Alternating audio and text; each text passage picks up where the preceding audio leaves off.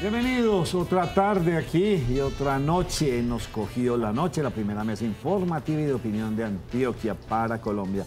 Bienvenidos a todos ustedes, muchas gracias por acompañarnos y ser fieles seguidores de este programa, tanto en su emisión meridiana a cargo de Duber, de Lili y de Lina, que lo están haciendo muy bien, con Julián, con Miguel Ángel, y yo ya esperaré estar sentado también al mediodía a partir de la próxima semana, que es una semana extraña. Sí, señor. Con ese martes festivo. Y muchos cambios en el país. Pues sí, realmente para qué decir que no. Ya vendrá un nuevo gobierno, vamos a ver qué pasa, si las marchas se van a dar el martes, si no. Y ahí empezará don Germán Mendoza una oposición, pero férrea. Esperemos que sea, diría yo, ojalá que fuera constructiva, que no fuera destructiva, para ser un peor o mejor país, no pensando en odios, en sus... No, y no pensando como, pues sí, hay que pensar en las aspiraciones personales de Petro, de Fajardo, de Robledo, sí o no, pero qué bueno que pensaron en todo el país. Nacho, la oposición es necesaria en cualquier parte, en un país como este, por supuesto, y recuerde, usted lo dijo aquí el otro día, a Santos le tocó una posición muy dura también, muy fuerte por parte del Centro Democrático, y el problema con el presidente electo Iván Duque es que aparte de el polo, que siempre ha sido oposición, pues hay otras fuerzas que también están pensando en declararse en oposición y otros que dicen que son independientes, pero que también aprovecharán sus mayorías en el Congreso o sus curules en el Congreso para hacer presión, para generar presión. Lo importante, pensaría yo, Nacho, es que los proyectos que se presenten, que sean de iniciativa gubernamental, pues que sean proyectos, primero que sean proyectos de beneficio para todo el mundo y no para algunos sectores.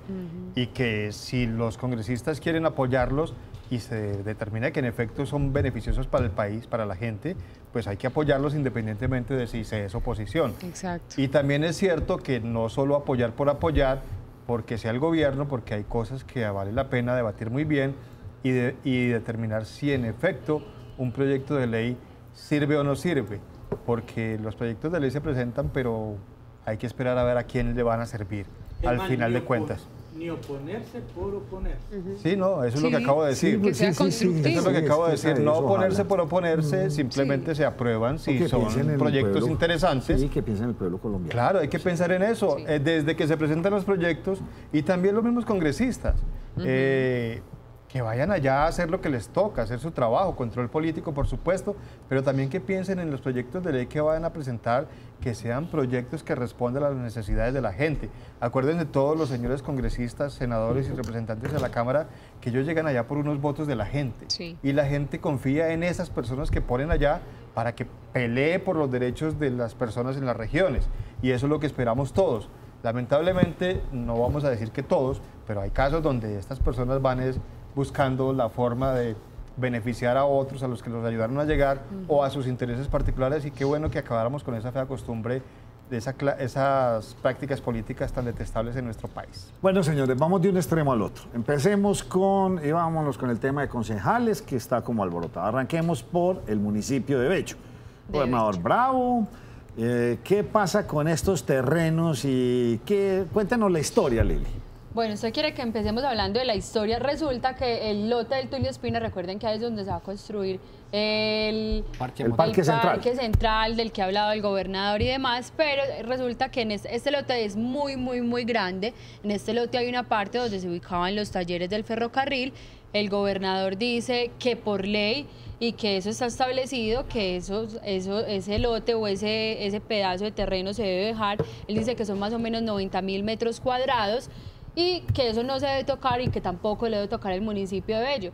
Pues resulta que el municipio de Bello dice que ellos tienen un proyecto de acuerdo donde dice que sí se puede hacer, donde lo aprobaron la gran mayoría de concejales de este municipio. El gobernador dice que eso se hizo en último momento. En Bello le piden al gobernador que por favor respete las decisiones, que eso es legítimo porque el gobernador demandó este proyecto. Entonces están en una pelea, los unos dicen que sí, los otros dicen que les corresponde al municipio de Bello.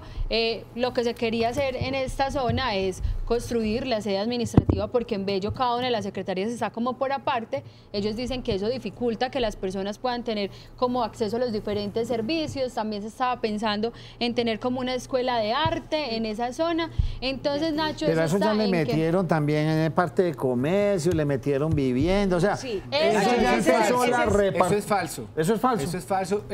Quien salió con eso fue el gobernador. Fue el gobernador y León Freddy Muñoz, que también salió hablando sobre el terreno, pero hablando justamente con la Secretaría de Gobierno, que está en este momento de alcaldesa encargada, dice que ellos aún no han establecido para qué sea este lote. Liliana nos lo decía hace un momento, se tiene planeado una escuela de artes, de música, pero en ningún momento se ha hablado de vivienda. O sea, eso fue un rumor que salió y por eso han salido precisamente los medios de comunicación desde la alcaldía de Bello para hacer claridad a esto. Nacho, bueno, pero es una tierra, Lili, antes de que continúe, es una tierra bastante grande. Sí, señor. A mí me gusta el proyecto que plantea el gobernador, me parece que es un proyecto ya de área metropolitana de una importancia invaluable. Sí, señor. Es dejar de concentrar tanta vivienda en el Valle de la Borrá, porque esto habrá que redimensionarlo. Pero bueno, entonces, Lili, en conclusión...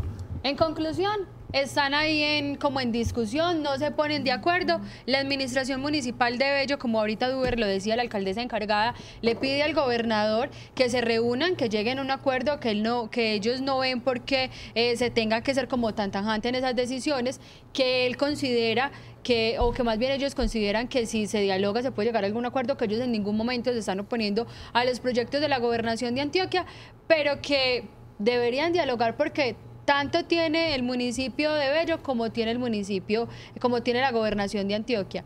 Nacho, si quiere le sigo contando el tema de los concejales también con Bello.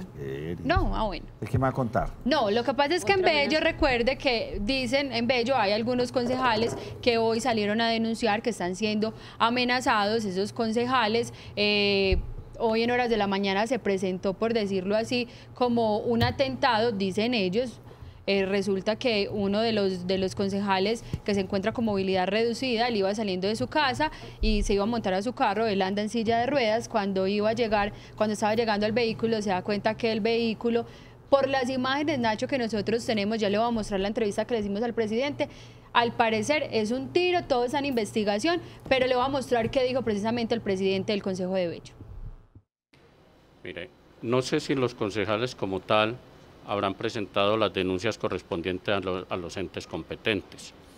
El honorable concejal Camilo Callejas fue víctima de amenaza vía telefónica y cuando salía del Consejo Municipal fue abordado por personas que pasaban en un taxi y le dijeron: te vamos a aplastar la cabeza, palabras textuales. También le dijeron telefónicamente, tengo entendido, que le iban a dar por donde más le dolía, que era su familia. Uno muchas veces dentro de lo que se ve en la sociedad piensa que esto simplemente es una simple amenaza. Bueno, doña Liliana, entonces preocupante. No parece que haya sido un disparo, según me dice Duber, pudo haber sido una de estas pistolas de balín o alguien. Al comandante de la Policía Metropolitana, el general Oscar Gómez Heredia, él dice que todo está en investigación, que no se descarta ninguna posibilidad, pero que todo parece indicar que es una pistola de balines con la que impactaron el vidrio. Nacho, lo que le preocupa precisamente a los concejales es que ya no solo se han quedado en tema de amenazas, sino que ya se están presentando algún tipo de acciones y que fuera eso, no sé si en la entrevista ustedes alcanzaron a escuchar, los han amenazado de muerte, les dicen que van a atentar contra los familiares, entonces esto es lo que tiene un poco preocupado a estos concejales del municipio de Bello. Vámonos para el otro extremo, porque esta concejal pues responde ya con un temita que yo diría no está bien hablar así. Vamos en Caldas. Sí, señor, vea, le cuento que les vamos a mostrar un video. Tenemos dos videos que separamos de toda la instalación que se hizo hoy, precisamente las sesiones en el municipio de Caldas. Resulta que en días anteriores se había presentado una amenaza a Gloria Amparo, ella es la presidenta del Consejo de Caldas, y Astrid Quirós otra también concejal del municipio de Caldas. Resulta que se presentaron las amenazas, ellos hicieron un comunicado, muchos dicen que si esto hubiese pasado en un municipio como Medellín, en un municipio como Envigado, les hubiesen prestado mucha más atención, pero como es Caldas, los tienen por allá abandonados, que no se han adelantado en las investigaciones y que en pocas palabras no ha pasado nada. Resulta, Nacho, que le voy a mostrar la primera entrevista y ya le cuento qué fue lo que pasó. ¿Cómo es que me sacan un pasquín y ruedan todas las cosas habidas y por haber por las redes?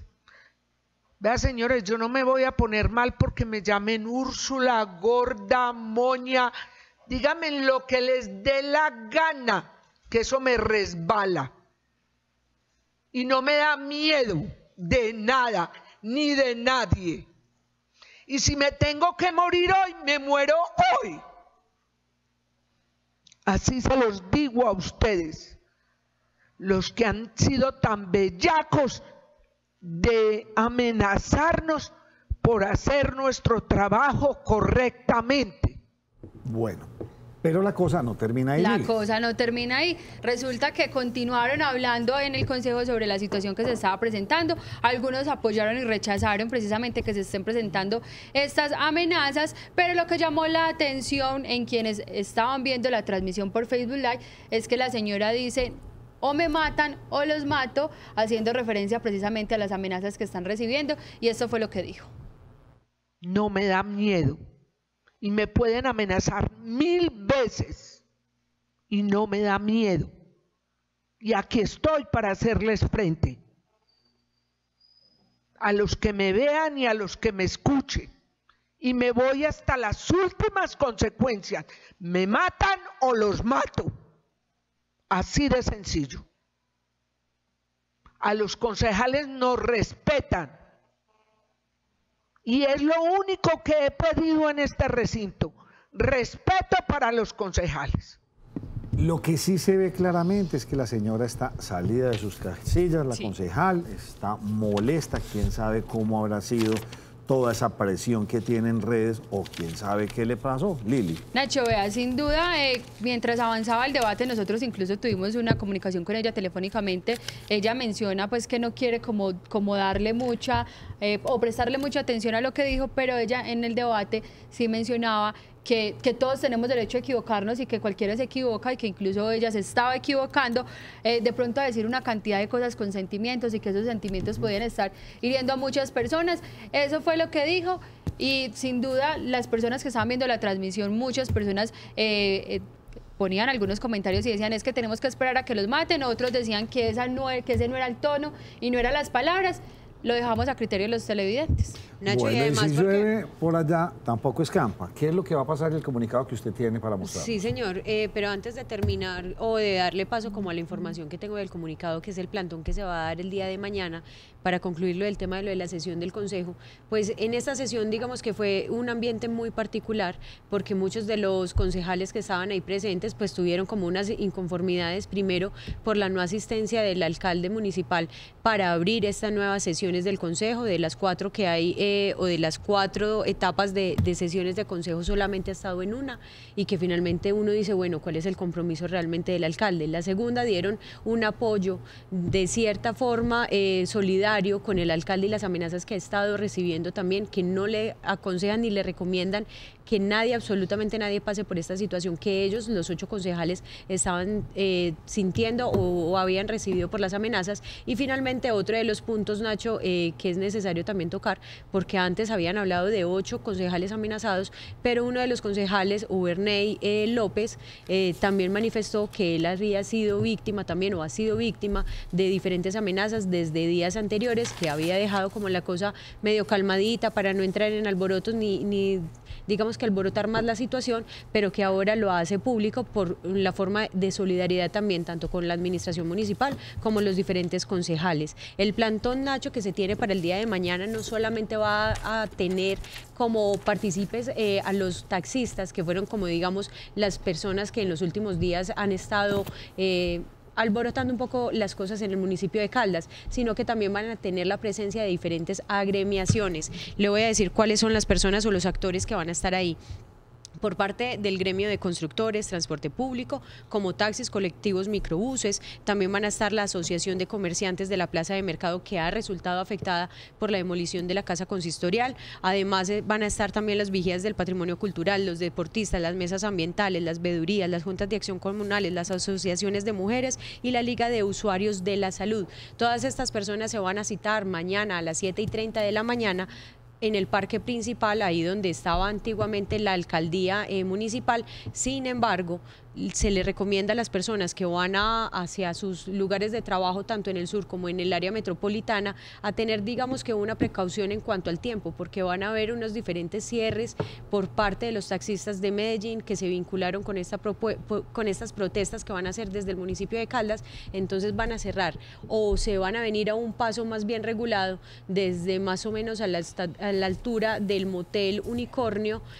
Van a dirigirse hacia el espacio del parque principal del municipio de Caldas, y en la parte del sur van a estar comenzando su recorrido desde más abajo de Primavera, que son las partidas donde une la variante con la vía vieja. Recuerden que el municipio de Caldas es el epicentro donde transita toda la movilidad para el sur del país. Y vámonos para el municipio de Río Negro. Ahí les mandé a ustedes también un comunicado, sí, que envían, donde dicen que una decisión que ignora la legalidad vigente podría le costar al municipio de Río Negro más de 1.000 millones de pesos en daños y prejuicios. ¿A qué hacemos referencia? Pues cerraron uno de estos locales donde venden pólvora. Sí, señor. Y resulta que eso no se podía hacer. Así que la decisión del alcalde de Río Negro podría costar más de 1.000 millones de pesos a Río Negro, al Estado colombiano, por daños y perjuicios. Serán demandados por la empresa, que nada más buscará interponer recursos de investigación frente a la Procuraduría General de la Nación ante esta situación. Pero venga, Nacho, ¿no se supone que antes de hacer eso la policía también debería tener conocimiento, incluso pues la misma entidad? Porque es que sí sorprende mucho que una decisión tan grande y tan grave vaya a tener esas consecuencias por desconocimiento. Pues no sé, aquí me mandaron este comunicado de prensa y me quedé pues como, bueno, la mandaron a quemar, pero entonces eso sí tiene unos permisos, estaba todo bajo la norma, no la estaban vendiendo en la calle, en fin, ya veremos a ver qué nos dice. Y se oyó desde muchas partes, sí, le señor. Cuento. ¿Ah, sí? Sí, ¿La quema señor. eso? Sí, señor, sí, señor. ¿Y elevó globo? No, se veía. Que estaba en diciembre. No, pero es que lo gracioso fue que cuando estaban haciendo eso, supuestamente destruyendo la mercancía, la gente se agolpó porque pues le pareció muy bonito el espectáculo, porque a la larga acuérdense que eran fuegos pirotécnicos. Sí, entonces la gente se paró, fue a ver cómo se veía en el cielo las luces de eso, de todo eso, exactamente. Bien complejo el asunto, alcaldes que se enredan con algunos asuntos. Lo que sí es cierto es que en Caldas y Bello están muy enredadas las cosas, y no hay quien la administre así. ¿Quién va a administrar así ya con tanta posición y con tanto enredo? Bien complicado. Oye, Germán, ¿cómo entender el Twitter del expresidente Uribe? Pues a mí me parece que con la respuesta del presidente del Senado, Ernesto Macías, quedó claro todo. Al principio era un mensaje como confuso, en donde el expresidente Álvaro Uribe le decía a Ernesto Macías, que es el presidente del Senado, que mantuviera retenga sin considerar mi carta de renuncia, es decir, téngala ahí, pero no la considere. Eso generó como confusión al principio, pero la respuesta que dio Ernesto Macías, que vamos a ver un poco más adelante, yo creo que aclara todo. Aquí está la carta que se había radicado. No, se le había entregado al presidente del Senado, que nunca se radicó. Él responde: no la voy a tramitar, no la voy a radicar, no hay necesidad de hacerlo, porque ya la voluntad del expresidente Álvaro Uribe es que no va a renunciar al Senado. Nacho, pues eso tiene como, digamos, que dos lecturas. Acuérdese que cuando él decidió renunciar al Senado en la calentura, cuando se supo lo de la indagatoria, pues le llovieron muchas críticas, obvio. Que es que va a renunciar para cambiar de juez, porque ya pierde digamos que el fuero, y entonces la fiscalía sería la competente para investigarlo. Y él ha negado eso todo el tiempo, y ahora decidió que no va a renunciar porque no desconoce la competencia de la Corte Suprema de Justicia. Él dice que lo hace para que no se interprete que él estaba tratando de huirle o de rehuirle a la competencia de la Corte Suprema de Justicia. Obviamente hay críticos que dicen que era el argumento que había salido de tratar de hacer esas maniobras judiciales de los abogados, que son válidas, y como nos resultó, Como no sirve de nada que renuncie, pues entonces ¿para qué renuncie? Eso es otra mirada que tiene, es decir, la explicación que da él, lo que ven otros. El hecho es que él sigue siendo senador de la República, no le han tramitado su renuncia, va a seguir en el Congreso de la República, va a hacer los debates, va a ser, digamos que, una figura importante en el Senado de la República. Lo que sí hay que esperar es el tema de la recusación, cuando habrá indagatoria, pero sí es complicado, Nacho, que de pronto el expresidente Uribe tenga cabeza como para temas de debates en el Congreso, si está pendiente de defensa y de testigos y todas estas cosas. Eso afecta, digamos que, la claridad y la concentración de una persona, y más en este tipo de debates que se esperan allí en el Congreso con la conformación del actual Senado. Más adelante en nuestro tema de fondo, que nuestro invitado vamos a hablar de los fondos de pensiones privados, vamos a tratar, ya trajimos y hemos hablado de Colpensiones y de todo lo que está ocurriendo en el país. Ahora queremos escucharlos a ellos, que realmente muy pocas veces vemos que hablen en televisión. Vamos a investigar un poco más sobre tanta duda que hay. Tronco, Rodri, Igor, todos estos alias, mejor dicho, un día esto vamos a tener que hacer como un listado de alias. Sí.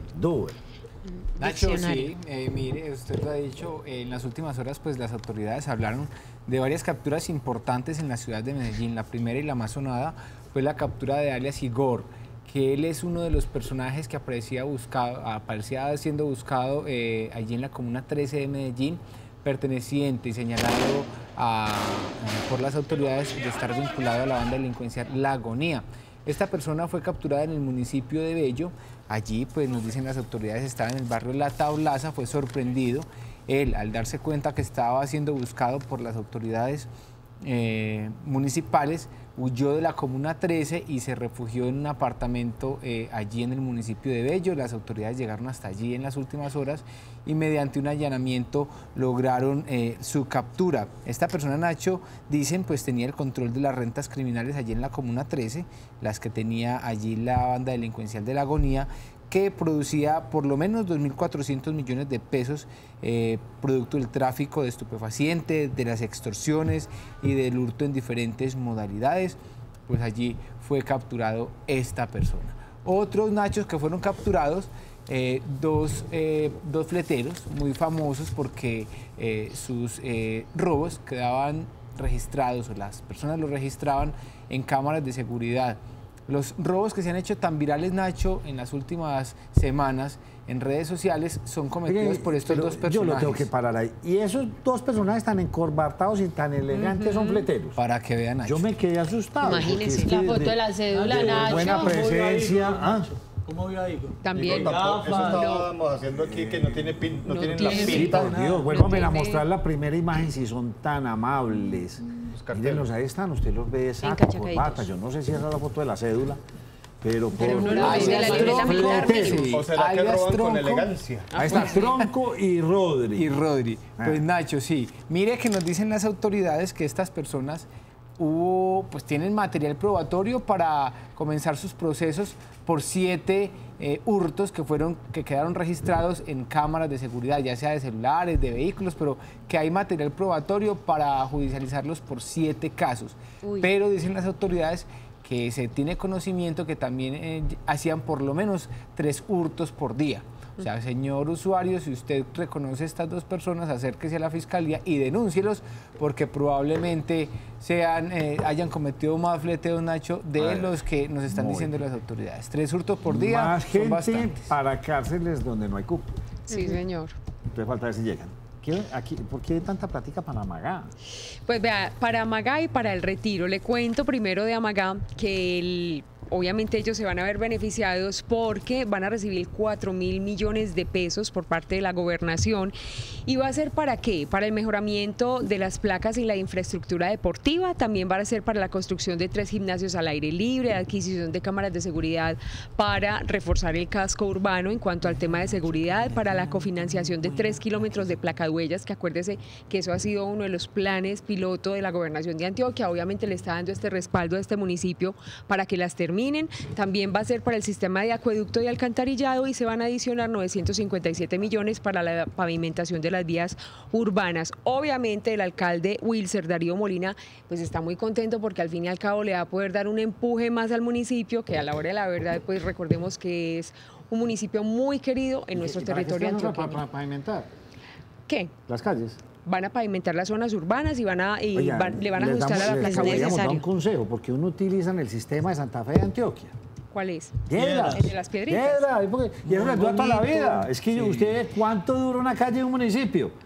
Sí. Nada, cada 4 años hay que estar en el... No, utilicen cosas finas, por Dios, no hagan trabajos. Y que se ve muy bonito, Nacho, la verdad. No, yo digo eso es porque es que entonces nos pagamos en esas y lo hacen y a los 6 meses ya está dañado, que por el camión, que por esto, que por... No, hagan cosas finas, señores alcaldes, por Dios, cosas que duren toda la vida. Y que la piedra sacan del río, Nacho, ahí lo tienen al lado. Nacho, se entregaron cifras de venta de vehículos y de matrículas durante el mes de julio.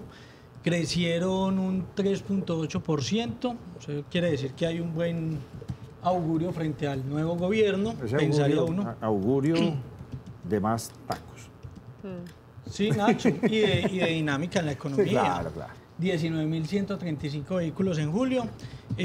Bogotá representa el 32% de esas matrículas, Medellín casi el 16%, Cali el 10%. Barranquilla el 4% y Bucaramanga el 3.6%. Y en marcas continúa el líder Chevrolet, seguida muy de cerca por Renault y un poco rezagadas, casi marcando la mitad, Nissan, Kia y Mazda. Muy bien.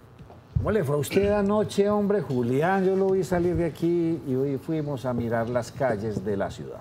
Bueno, Nacho, pues le cuento que ayer durante la mañana y en la noche estuvimos haciendo un recorrido en los principales sitios donde se encuentran los habitantes de calle aquí en Medellín y pues nos encontramos varias problemáticas que convergen allí en esos sitios, principalmente en la avenida de Grave, que es bastante conocida porque allí pues hay varios lugares que limitan en esta zona y donde trabajan muchas personas que se vienen quejando porque alrededor de 800 personas se concentran en esta zona a consumir drogas, en temas de prostitución, ¿cierto?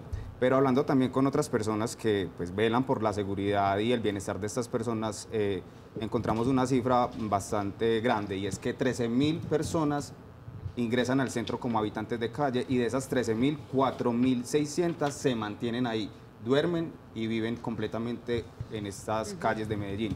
Miremos la nota que preparamos para que pongamos en contexto a las personas de lo que está pasando con los habitantes de calle.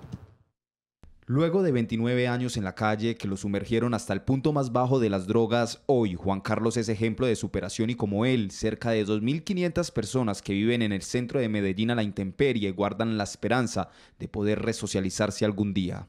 Fuera de que también estuve mucho tiempo también en Bellavista, muchas cosas, que usted sabe que por lo regular es solo por lo que pasamos, pero ya de esas caídas no queda nada, pues todo eso lo tomo por lado positivo. ¿Y cuánto lleva ya? En ese momento llevo 7 años que estoy en esa lucha, de las cuales de salir de la droga y lo he logrado. Gracias a Dios ya he retomado nuevamente la sociedad.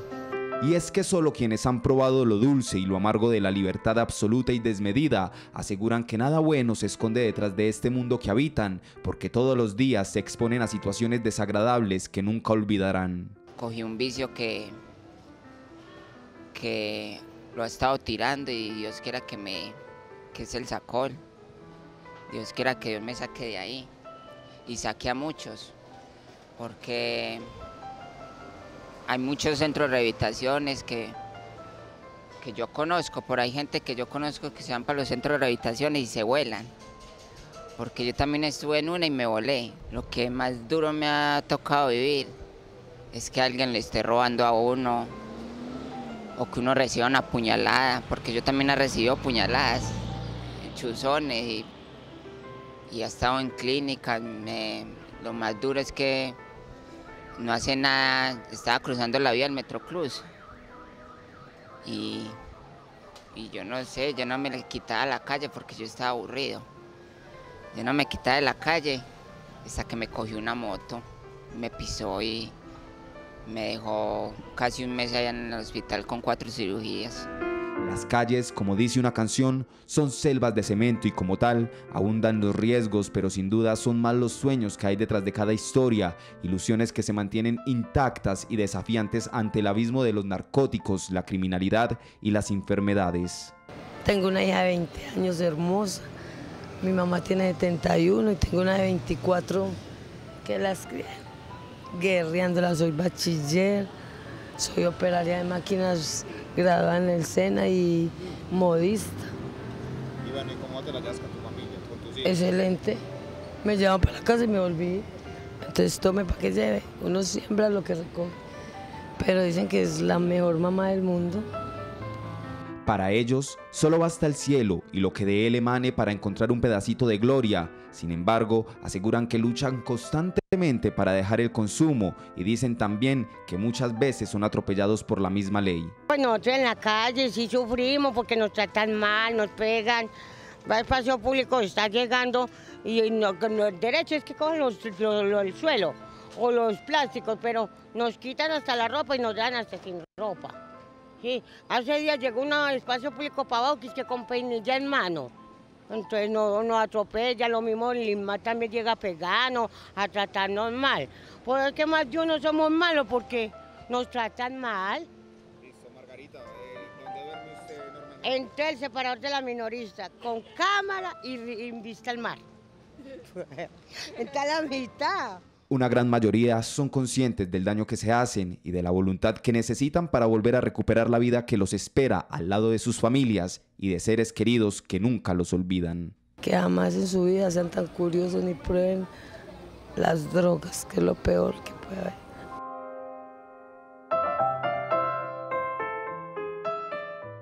Son seres humanos de nuestra ciudad. Sí. Son personas como usted, como yo, personas que han caído en este terrible problema de nuestra sociedad. Julián, lo felicito y ustedes seguirán viendo reportajes como estos, investigaciones a cargo de Julián, que nos conmueven y que tenemos que actuar como ciudad y a veces, y muchas veces, se esconden estas realidades. Sí, señor. Tristemente. Felicitaciones, hombre. Muchas gracias, Nacho. Muy bien. Yo digo que el llamado a las autoridades porque ellos mismos los manifiestan y es que, digamos, todos se chutan la pelota. Secretaría de Salud le chuta la pelota a la Secretaría de Seguridad, la Secretaría de Seguridad le echa la pelota a la Secretaría de Inclusión y así nunca llegan como a un consenso de realmente quiénes tienen que actuar ahí. Yo digo que todas tienen que actuar. Sí, señor. Empezando por ellos, sí. Que muchas veces son muy rebeldes, Nacho. Uno llega a la policía a veces a hacer operativos. Que se dejen acoger. Y lastimosamente también uno entiende, y lo decía el anterior secretario de Inclusión Social, ellos necesitan ocupar un espacio, pero la ciudadanía y el resto de los ciudadanos también necesitamos un espacio y es un poco complicado manejarlo, más que todo porque a mí me consta, Nacho, y he hecho muchas notas sobre el tema de la inversión que se hace desde la administración municipal, pero es muy complicado porque si ellos no quieren, no se puede hacer nada. Nacho, el dato es impresionante, 13.000 personas en esa, por lo menos. Oiga, muchísimo. Claro que nos habían hablado de una cifra mucho menor, la recuerdo aquí, del censo, aquí lo tuvimos invitado a... Lo que pasa es que, pero es que recuerden que una cosa es diferencia, una cosa es habitante de calle y otra cosa es en situación de calle. Muchas personas viven en la calle y permanecen en la calle todas 24 horas y otras personas solo van, de pronto venden algo, se la pasan 2, 3, 4, 5 horas. Entonces, por eso es la diferencia, Nacho, en cuanto al tema de cifras.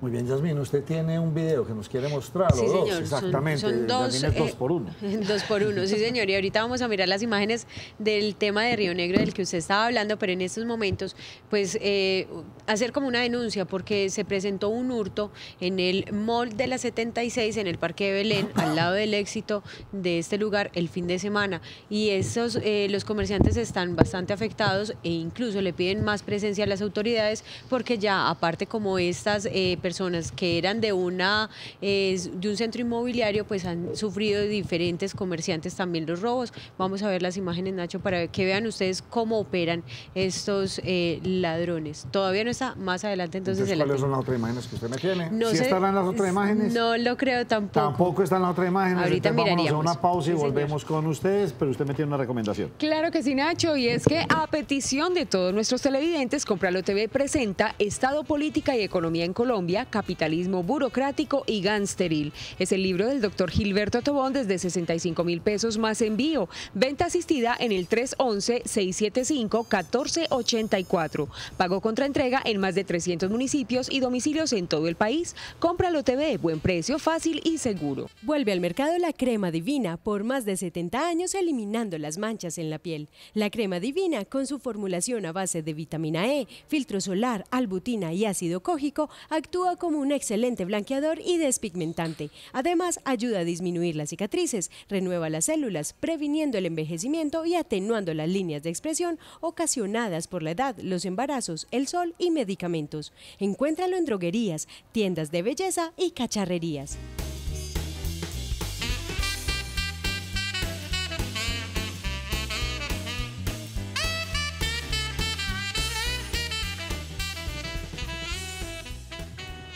Bueno, continuamos. Se nos cogió la noche y traemos a un invitado bastante especial, lo reclamábamos desde hace tiempo. Entre otras, antes de saludarlo, me reclaman mucho la gente de Comeva, señorita Liliana. Nacho, uno hace lo que puede, pero si no quieren venir. No quieren venir, no quieren. Cada 8 días me dicen, sí, espere, vea que el lunes, que el martes, que... Y siempre les agendo y nunca llegan, entonces es muy difícil. Señores de Comeva, es hora de dar la cara. La gente está aburrida, la gente está inconforme. Pasaron de ser una empresa muy exitosa a estar ahora en serios problemas, diría uno. Y con casos de todo el mundo, Nacho. Sí, y entonces sería bueno que le contaran a sus usuarios qué planes de contingencia tienen, qué van a hacer, cuándo van a mejorar el servicio. Así que seguimos muy pendientes y detrás de algún invitado o alguna persona que nos hable desde Comeva. Señores, amigos televidentes que nos ven, no desistimos en esto. Don Carlos Vallejo, gerente regional de Protección, bienvenido a la primera mesa de opinión de Antioquia. Nacho, muy buenas tardes a ti, a todos ustedes de este programa tan especial, nos cogió la noche. A los televidentes, gracias por invitarnos a participar de este muy agradable espacio. José, le doy la palabra a usted. Pues Nacho, yo le contaba al doctor sobre cuáles son los escenarios que nos han planteado acá algunos expertos en el tema de pensiones, desde el área jurídica y desde su condición de pensionados. Y la verdad es que no dejan muy bien parados desde su postura a los fondos privados de pensiones. ¿Cuáles son en realidad esas bondades que tienen los fondos privados frente a Colpensiones? Gracias, de verdad que es un tema bien importante, José Fernando.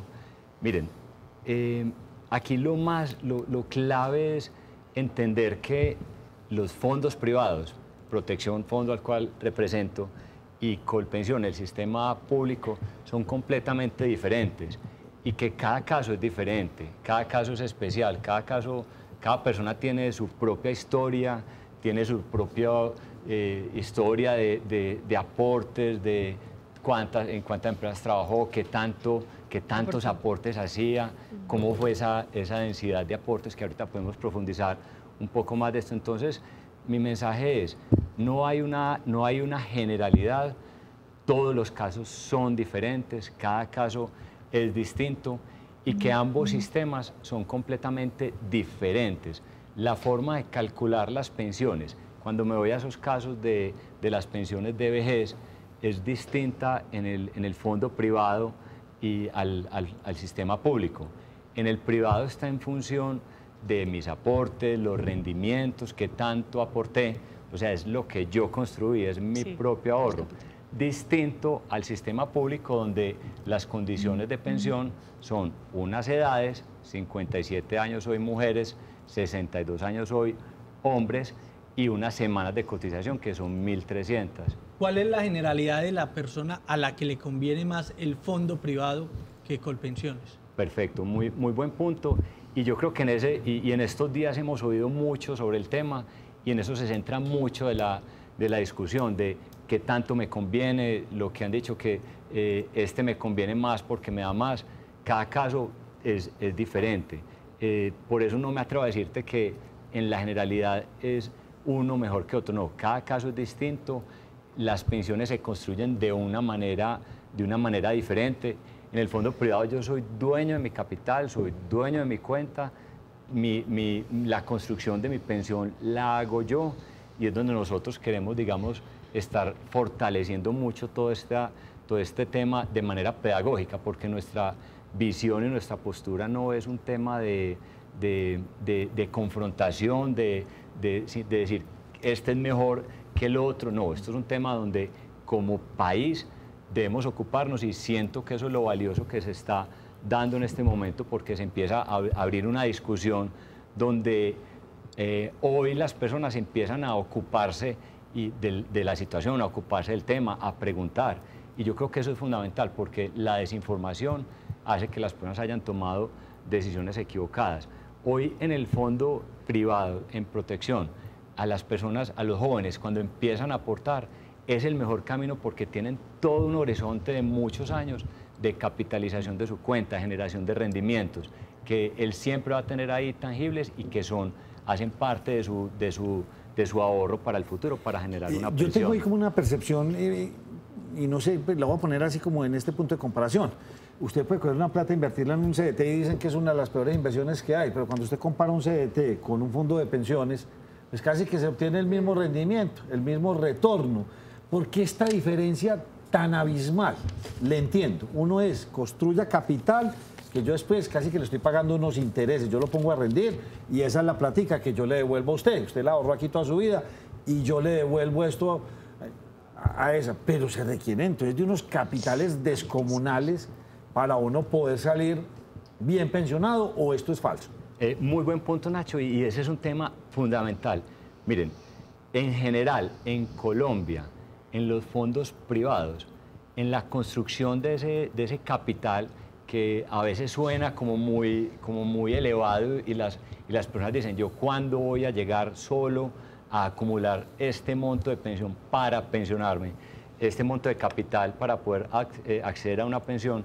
La realidad nos muestra hoy que el 80% de ese valor total de lo que ha acumulado corresponde a rendimientos. Y eso es real, son cifras oficiales que tenemos. Cuando yo entro a ver mi cuenta... Pero entonces yo llego y le puse a usted 100 pesos, ¿sí o no? Y a la vuelta de X tiempo ya tengo, o sea, usted manda un rendimiento de 80 pesos. Correcto. Es lo que le estoy entendiendo a usted. O sea, yo ahorro una plata, pero resulta que el gran bloque de mi patrimonio va a ser los rendimientos que ustedes van a lograr durante mucho tiempo. Es correcto. Siendo muy de buenas y que no hayan crisis como la hemos tenido en algunos periodos donde es negativo. Exacto. Entonces, mira, ese punto, Nacho, es muy importante. ¿Cómo construyo yo la pensión en el fondo privado? ¿Cómo construyo ese ahorro? Con mis aportes, los aportes de mi empleador, soy una persona dependiente, o si soy independiente, yo aporto pues por todo el total de lo obligatorio que se debe realizar.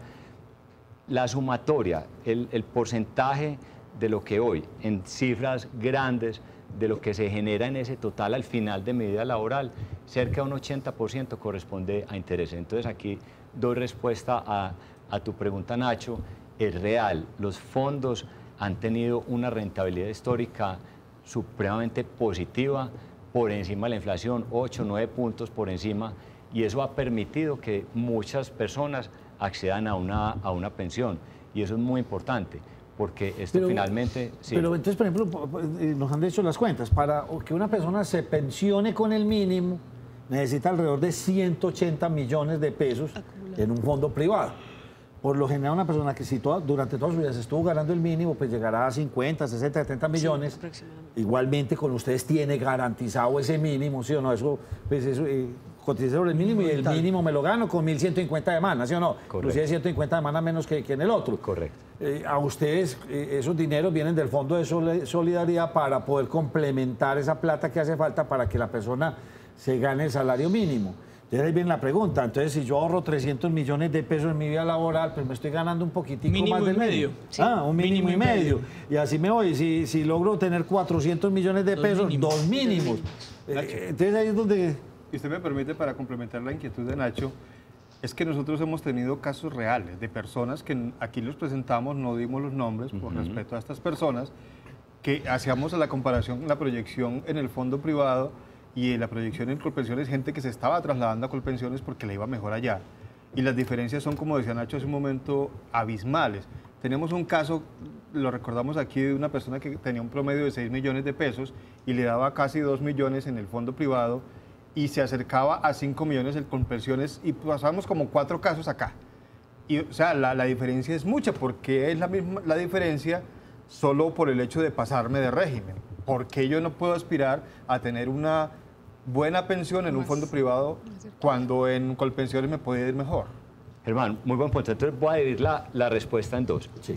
La primera, de cara al histórico en la generación de rendimientos desde los fondos privados, y en este caso desde protección, hemos generado una rentabilidad real superior en 9 puntos a la inflación, que nos ha permitido que ese afiliado que aporta por el salario mínimo, que termina aportando esos 70, 80 millones de pesos, pueda llegar a esos 160, 170, 180 millones de pesos vía rendimientos. O sea, eso es real. Y ahí alcanza a obtener, digamos, esa pensión. Va creciendo y va siendo, pues, digamos, en el tiempo, es el gran aliado en la construcción del ahorro. Por eso es tan importante que los jóvenes... son los rendimientos. Los rendimientos. Muy bien, o sea, que ustedes sepan ubicar muy bien ese dinero para que produzca. Sí, exactamente. Y para que mi capital crezca. Y eso es muy importante porque ahí viene la responsabilidad que tenemos nosotros como compañía, y es uno de nuestros valores corporativos, que es la gestión profesional de las inversiones. Tenemos todo un equipo experto que hace las inversiones de la mejor forma, con todo el conocimiento. Además que hay un tema clave, y es que las inversiones están regidas por un sistema, por un régimen de inversión que establece la Superintendencia Financiera. Nosotros no podemos superar unos límites de invertir en determinados instrumentos financieros. Somos más eficientes, y antes de entrar, Germán, a tu pregunta, somos mucho más eficientes a el yo compararlo con el CDT. El rendimiento aquí ha sido muy superior al CDT. Este equipo lo que hace es una mezcla de instrumentos financieros. Para hablarlo en claro, en una forma más sencilla, la gente se invierte en CDTs, en fiducias, en títulos en Colombia, su en el sapiencia es saber invertir bien el dinero. Más que jubilar a la gente, su sapiencia es poner a producir nuestra gran responsabilidad es ayudar a la gente a anticiparse, a planear su futuro y a ahorrar, y a tener una gestión de nuestras inversiones profesional para que podamos tener unas mejores pensiones.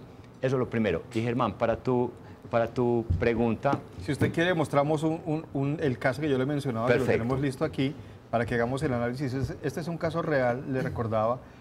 No pusimos el nombre porque la persona nos pidió que no lo hiciéramos. Hombre de 56 años.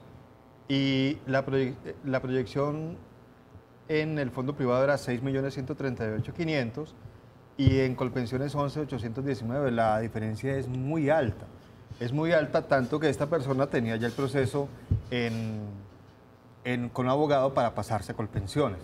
Y vamos a hablar un poquito más adelante con usted sobre el tema de cuando se llega a la edad para devolverse a Colpensiones y lo de la información aquella que debían haber dado. Perfecto. Entonces, ¿qué podemos decirle a la gente cuando se encuentra con casos de estos? Claro, ese punto es muy importante y lo digo en dos. Lo primero, todos los casos son distintos, entonces mi mensaje para todos, es lo que nosotros queremos profundizar y generar conciencia en todos los colombianos, es: mi caso es distinto al otro. O sea, todo, háganse de cuenta que es como la huella dactilar. Cada historia pensional es diferente. Entonces no podemos generalizar por una situación vista que todos los casos van a ser así. Entonces eso es lo primero que yo les quiero compartir. Lo segundo, en general, de 1 a 2 salarios mínimos, las pensiones en el sistema privado y en el sistema público son muy similares en montos. Entonces ahí es muy importante, ahí está el 80% de la población, entonces ahí está la gran masa de lo que es Colombia. Entonces ahí no hay unas diferencias muy grandes, con una ventaja hoy que en el fondo privado las personas se pensionan. Primero, tienen que acumular un capital que les permita una pensión superior al salario mínimo, y en segundo lugar, en tiempos, haber cotizado 1.150 semanas, que ahorita Nacho nos lo contaba. Son 3 años menos de cotización al sistema público. Cuando entro, y Germán entró al caso específico... Y aquí hay otros que están poniendo la gente en Facebook. Perfecto. Acá también. Cuando entro al caso específico, ¿qué es lo que pasa? Y ahorita empecé con este tema del que voy a hablar, y es que los dos sistemas son completamente diferentes, y eso es muy importante. La fórmula o la forma de calcular una pensión en protección es completamente, y en las AFP del sistema privado es completamente distinta a la forma de calcular la pensión en el sistema público. Es ¿por qué? Si son las mismas semanas, si son el mismo ingreso, si es el mismo tiempo que tengo que trabajar, si es la misma edad a la que me pensiono, ¿por qué me calculan diferente en este y en el otro? Pues yo prefiero irme para donde me va mejor.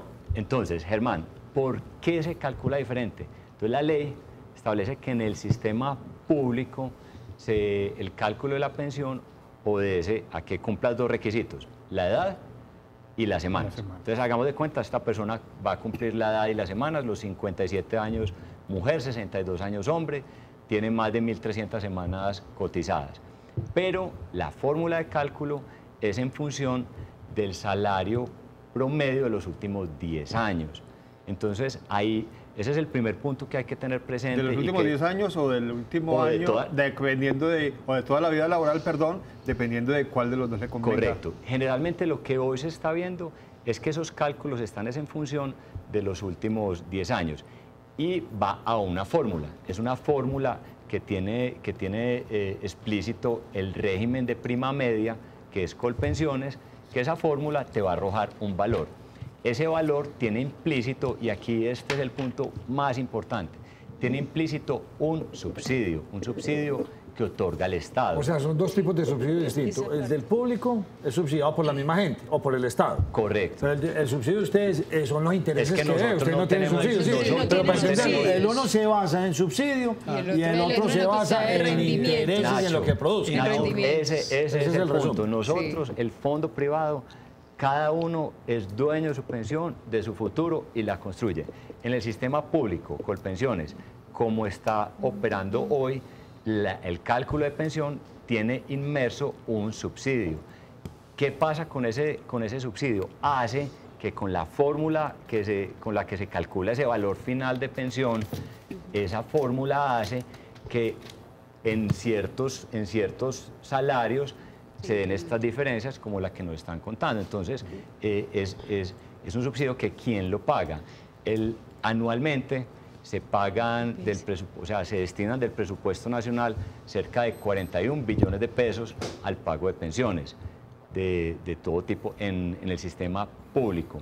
Ese valor es insuficiente, el sistema público no tiene reservas, y de ahí deben sacar los subsidios que hoy hacen que el sistema sea inequitativo, porque esos subsidios van a las clases que tienen mayor poder adquisitivo. En cambio, lo que debería hacer es que los subsidios lleguen a las clases menos favorecidas y que se pueda lograr una mayor cobertura. Entonces, básicamente, esas diferencias que se presentan del caso que estábamos viendo hace un momento corresponden a un subsidio. Pero usted sí me puede dar un número. ¿Perdón? Usted sí me puede dar un número. Y le voy a preguntar.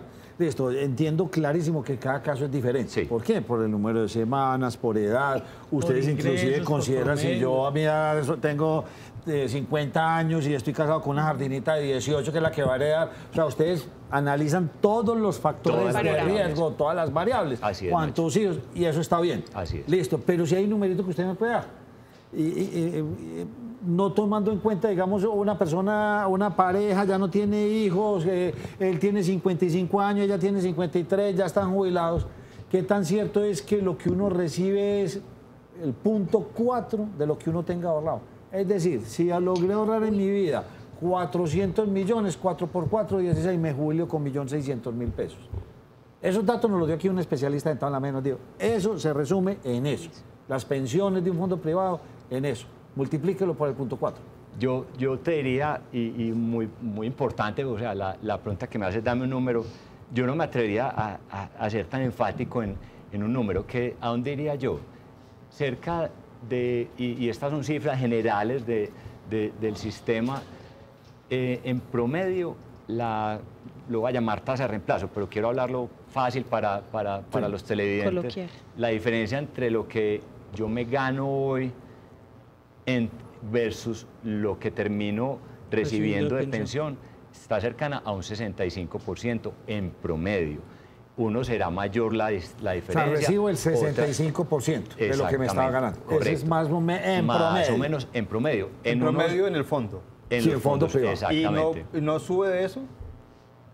Tenemos casos, Germán, de personas que durante toda su vida fueron muy juiciosos con el ahorro, aportaron muy bien y hoy su pensión en el fondo privado, y son casos reales, supera el 110% de su salario. Germán da pie a una muy buena pregunta económica, José. Y cuando yo me jubilo, los fondos siguen dando rendimientos. Entonces claro, mi capital sigue creciendo, o va desapareciendo, porque usted ¿cómo me está pagando? ¿Con los rendimientos o se me empieza a gastar el capital que yo tenía? Claro, muy buen punto. Yo acumulo toda mi, todo lo que está en la cuenta individual, que es mi cuenta, mi plata. Sí. Llego el momento de pensión, que además en el fondo privado yo me puedo pensionar o a los 62 años o cuando quiera. Que eso es una ventaja muy importante, y este país también hoy, y un gran porcentaje de un porcentaje importante de afiliados que se han pensionado anticipadamente, muchos de ellos no porque hayan querido hacerlo, sino porque dadas las condiciones laborales no tuvieron forma de volverse a ocupar muy al final de su vida laboral, entonces pudieron tener esa oportunidad de pensionarse. Tengo el capital y ya, a partir de ahí se empiezan a generar, digamos, los pagos de acuerdo a la modalidad que haya elegido. Ahí está toda esa cuenta individual que va a seguir rentando porque sigue estando en un portafolio. Pero yo, ¿qué me estoy gastando? Me estoy gastando mi capital. O sea, cumplí 62 años, tenía 400 millones. Yo ahorré 200, me dio rendimiento de 200 millones, entonces quedé con un capital ahorrado, gracias a la buena gestión de ustedes, de 400 millones de pesos. Cuando yo a los 62 años recibo mi primera chequecito de jubilación, mi primera mesada, ¿qué me estoy gastando? Me estoy gastando mi capital.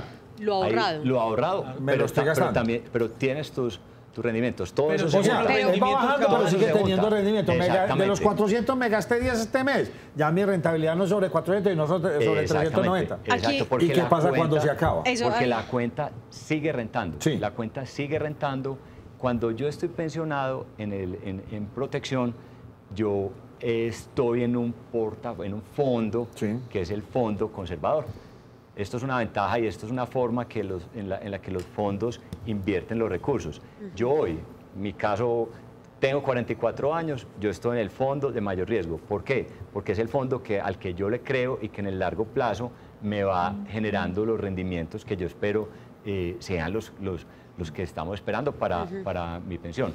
Cuando llego a la pensión, ahí en ese momento entro antes de la edad de pensión empezamos a migrar a un fondo más conservador porque allá lo que se necesita es darle una mayor estabilidad, pero sigues generando rendimientos. Perdóname un segundo, que creo que habías preguntado el tema en el tiempo hasta cuándo está. Las pensiones en protección, en el fondo privado, son pensiones con cálculos de manera vitalicia. O sea, se hace de manera vitalicia. Así me gasta el capital. Completo, o sea, que me alcancen hasta que yo fallezca. Entonces, como quien dice, ¿usted la recalculan año tras año? Año tras año se hace un recálculo de la pensión, porque todo esto tiene inmerso las probabilidades de vida, la esperanza de vida. O sea, pero ese recálculo siempre es a la baja. Enseguida me contesta después de esta pausa. Ya volvemos.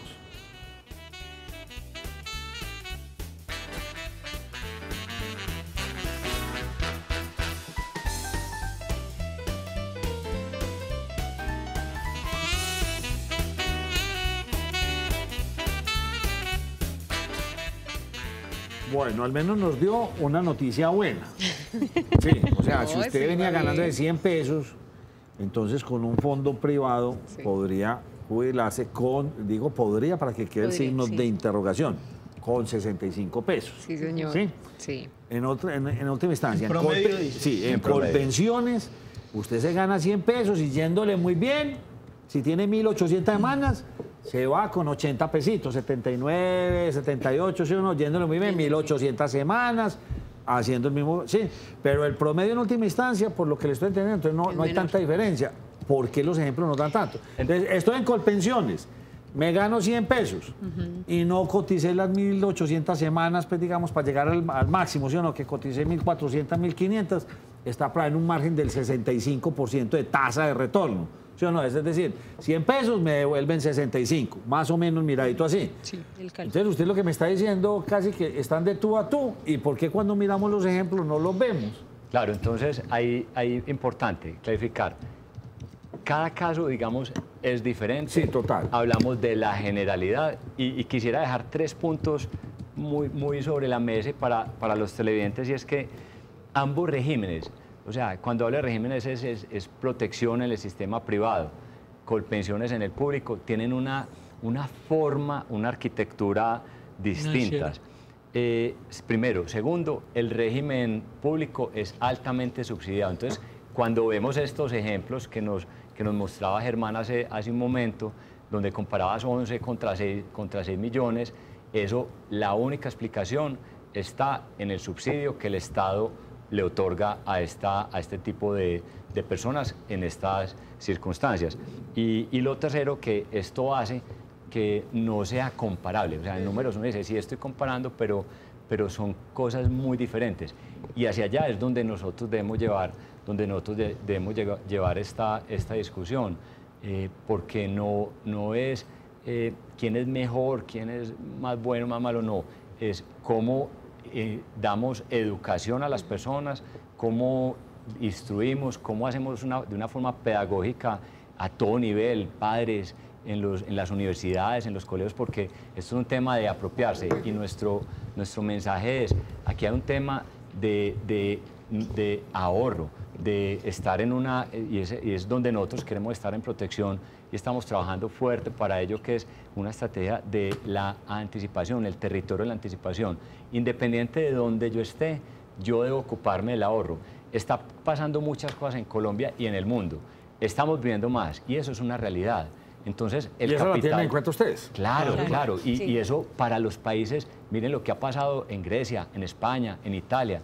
Ellos han tenido que subir edades de cotización, edades de referencia de pensión, subir los porcentajes de cotización, porque los sistemas y los países se pueden poner en dificultades por el déficit fiscal que esto genera.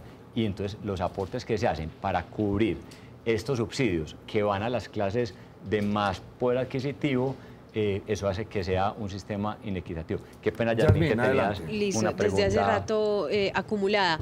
Ustedes manejan el dinero o los recursos, digamos que de los aportes, e invierten, ¿cierto?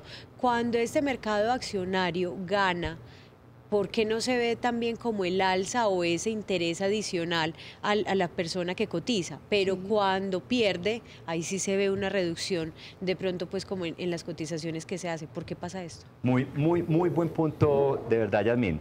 Y miren, esto es un tema también muy desde la psicología, y me estoy metiendo en terrenos de la psiquis de las personas, de la sensación de la gente cuando gana. Es completamente distinta la sensación cuando genera una pérdida. Y eso nosotros lo vemos materializado porque los fondos, y ahorita lo hablamos, los fondos en promedio, y nosotros hemos generado de la acumulación de las cuentas, un 80% de esa cuenta es rendimiento. ¿Eso qué significa? Que sí hemos cumplido con la promesa de generación de retorno. O sea, el retorno ha sido supremamente productivo, importante, y ha hecho que las cuentas hayan generado mucho valor. Como se invierte en activos, en instrumentos financieros que están sujetos a las volatilidades del mercado, a veces, y se ha dado este año en periodos de 3 meses, podemos ver una rentabilidad negativa, pero cuando vemos en negativo las personas se asustan mucho.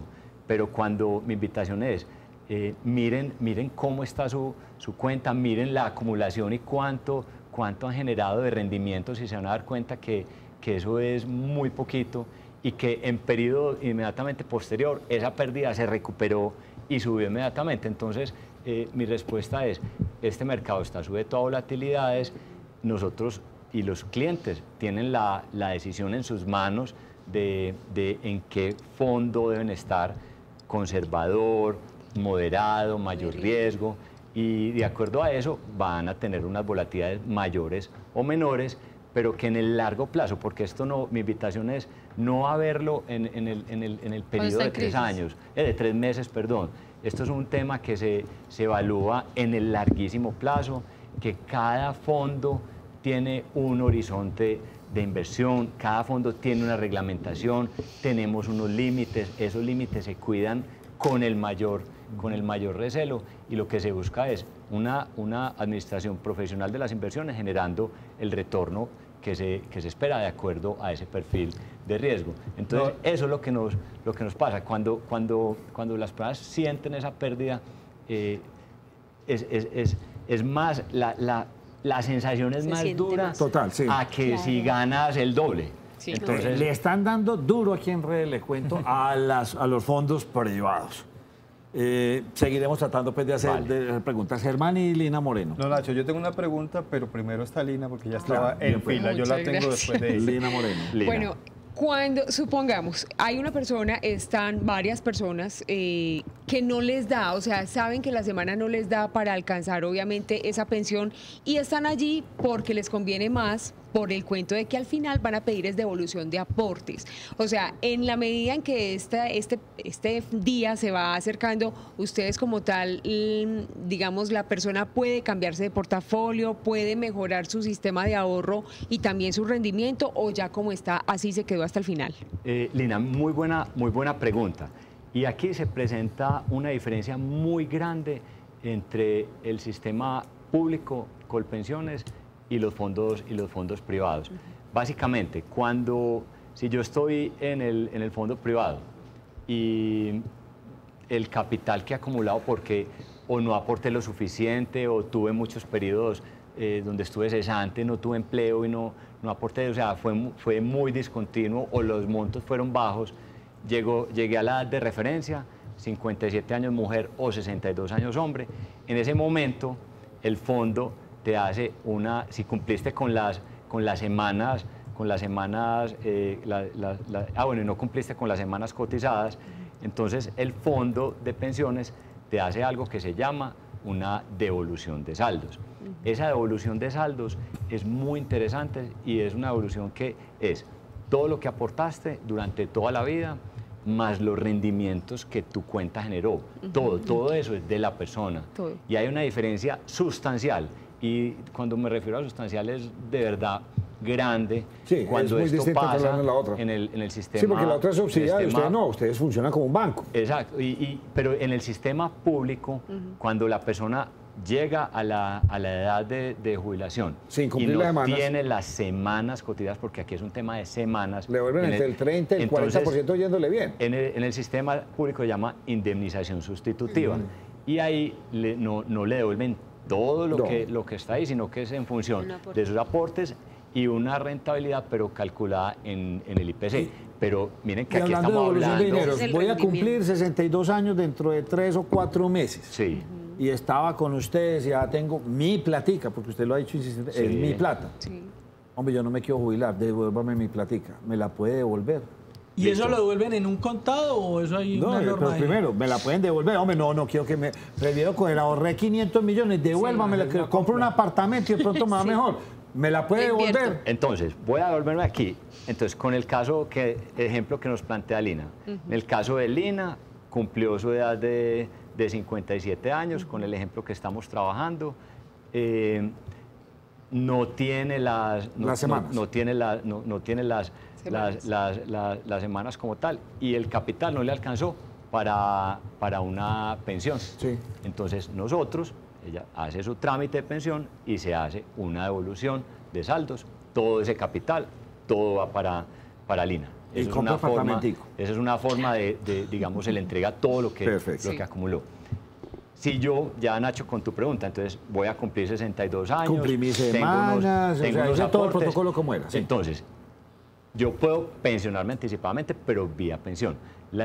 Por ley, yo no puedo, y así funciona el sistema pensional en Colombia, yo no puedo ir y pedir que me entreguen que me entreguen a mí lo que O sea, lo que ¿usted tengo. me jubila o no me jubila? Sí. Si no alcanzas, si tienes la semana. No, estoy completico, digamos, No, estoy tiene, completico. en el ejemplo de los 600 millones, y del punto 4 son 6 por 4, 24, 2.400.000. Él dice, no, mejor deme mis 600 millones. Correcto, no. Te hacemos, por ley, debemos hacer un proceso de pensión.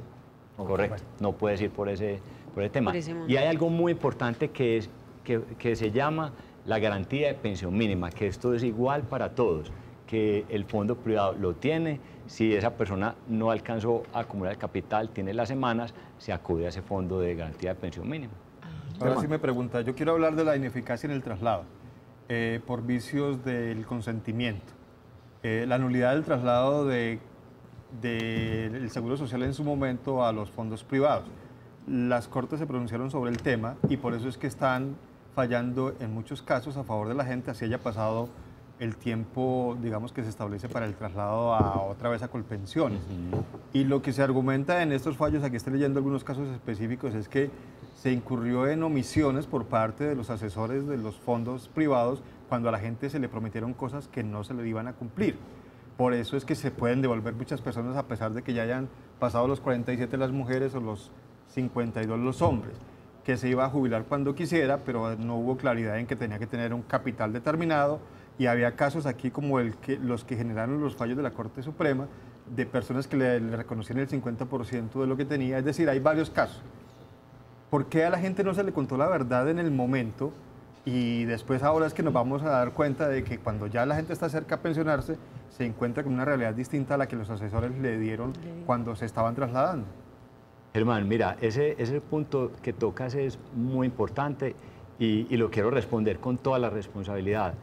Mira, nosotros en Protección somos de verdad conscientes y nos sentimos tranquilos de lo que hemos venido haciendo durante estos 27 años que llevamos de existencia. Y básicamente, ¿por qué? Porque este es un sistema que ya lleva todo este tiempo y que en el tiempo, digamos, se han presentado cambios en muchos temas de estilos de vida, de diferencias o aumentos en las expectativas de vida de las personas.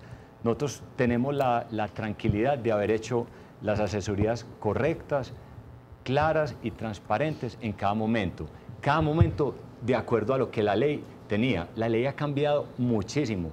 De 25 años hacia acá se han presentado diferentes cambios en años puntuales donde paramétricamente el gobierno nos ha dado y de una manera responsable, porque aquí lo que se busca es que la plata, que el recurso que todos están aportando dure de manera vitalicia para sostener esa pensión.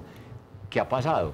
Aumentos en la esperanza de vida de las personas. Entonces, a las personas vivir más tiempo, miren, en el 2010, hacía más de 50 años, no se actualizaban las tablas, entonces estamos trabajando con unas expectativas de vida que no eran las reales. Eso se actualiza. Al actualizarlas, tienes que actualizar y cambiar un cálculo. Entonces, eso no es que lo hayamos hecho de una manera irresponsable, sino bajo las condiciones de cada momento se ha actuado con responsabilidad y transparencia. Pero en el camino han cambiado, y quiero ser enfático en este tema, han cambiado muchas situaciones.